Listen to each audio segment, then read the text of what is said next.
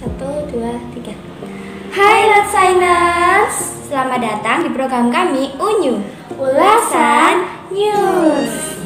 Kakak pernah nggak sih keluar terus nggak pakai masker? Enggak dong, serem kalau nggak pakai masker di masa seperti ini nih.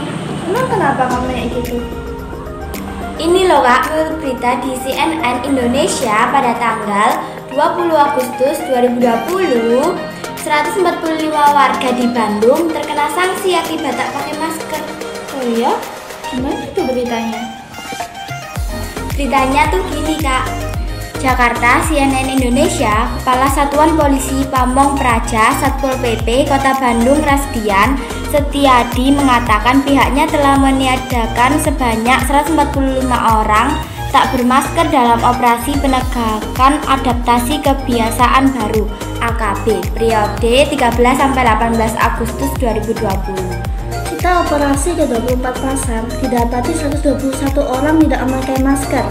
Sesuai tahapan di Perwal atau Peraturan Wali Kota, kita berikan sanksi ringan terlebih dahulu dengan diberi peringatan tertulis dan peringatan lisan.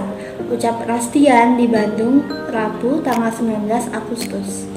Selanjutnya, Satpol PP dengan menggandeng Linmas dan aparatur kewilayahan menyasar taman kota. Dari 7 taman yang didatangi, sebanyak 16 orang pengunjung tidak memakai masker yang kemudian diberi peringatan tertulis. Oh gitu ya? Iya kak, kalau kakak ingin baca berita lengkapnya, kakak bisa baca sendiri nanti. Dan untuk teman-teman yang mau baca berita lengkapnya, linknya ada di description box ya. Oke, nanti aku baca sendiri berita lengkapnya. Kalau kamu, Fer, pernah nggak keluar nggak pakai masker? Enggak dong kak, di masa pandemi ini pakai masker itu bukan aturan lagi, tapi kesadaran diri kita supaya kita mencegah penyebaran COVID-19. Nah, benar itu, aku setuju. Protokol kesehatan yang ada saat ini itu adalah untuk menjaga diri kita dan orang lain agar terhindar dari COVID-19. Menurutku sih protokol kesehatan itu bukan lagi pilihan, tapi udah jadi suatu kewajiban. Jadi guys, yuk kita taati protokol kesehatan yang ada. Meskipun kalian gak akan nyaman kayak keluar pakai masker, dikit-dikit cuci tangan, tapi itu demi kesehatan kalian dan juga orang-orang yang kalian kasihi. Amit-amit, dari antara kita nggak ada yang mau kena virus corona kan? Ketika kita sakit, selain tubuh dan diri kita yang merasakan sakit itu, ada orang-orang sekitar dan ada orang-orang yang kita kasih yang bisa saja tertular oleh penyakit kita itu. Lalu mereka jadi ikutan sakit deh. Jadi, yuk kita taati protokol kesehatan yang ada. Oke, kita masuk berita yang kedua. Ini berita menginspirasi sekali kak. Meskipun kita kekurangan, tapi kita juga masih bisa berbagi. Oh ya? Berita tentang apa? Berita ini dilansir dari merdeka.com pada tanggal 21 Agustus 2020 dengan judul Kisah Kakek Penjual Balon Penghasilan Minim Tapi Rajin Beri Makan Anak Jalanan. Gimana tuh beritanya? Berita itu berisi tentang dilansir dari kitabisa.com atau Yayasan Anugerah Tuhan Hafara, terdapat sosok kakek yang berarti mulia. Ia adalah Mbah Gayeng. Keterbatasan fisik tak menyurutkan semangat Mbah Gayeng untuk mencari rezeki. Sehari-hari Mbah Gayeng mengais rezeki dengan berjualan balon. Jika mendekati tanggal 17 Agustus, Mbah Gayeng akan berjualan balon berwarna merah putih dan jika laku ia mendapat uang 20.000.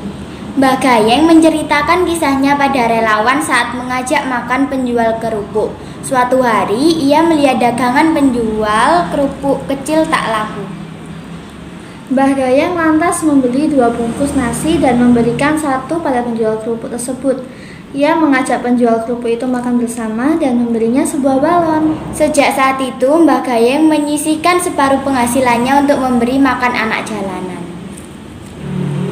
Wah, benar-benar menginspirasi kita ya supaya kita juga bisa peduli sama orang lain. Meskipun Mbah Gayeng tadi itu penghasilan cuma sedikit, tapi dia mampu berbagi dengan orang lain.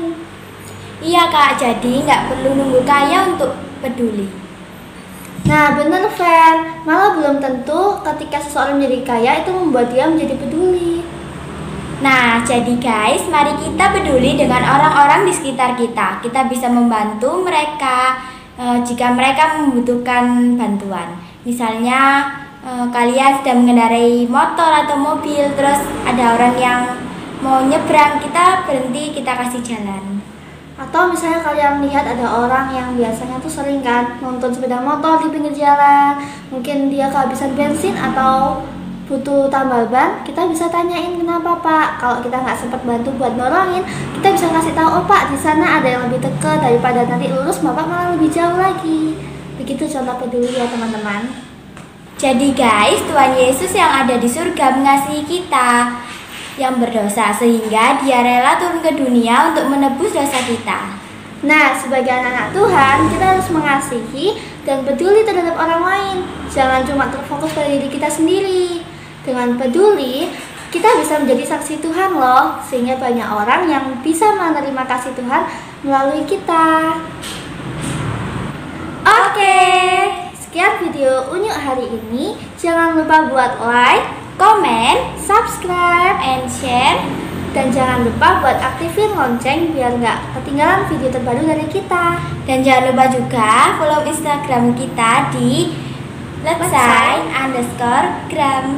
Oke, dadah. Muah.